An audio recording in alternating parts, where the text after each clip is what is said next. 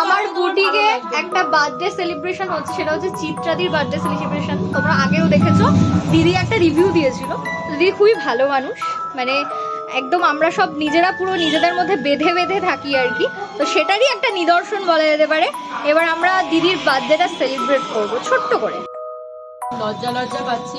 এটা হচ্ছে আমাদের একদম মানে ভীষণ ভালো লাগছে।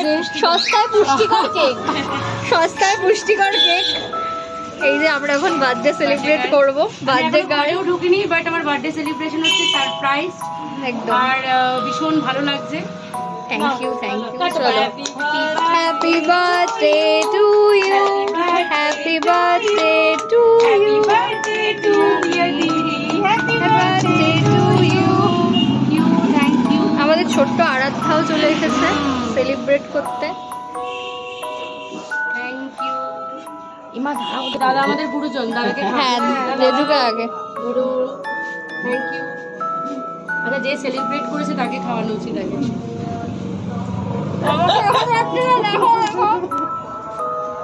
সেলিব্রেট করেছে। Thank you, thank you. ও বাবা, কি বার্থডে গিফট!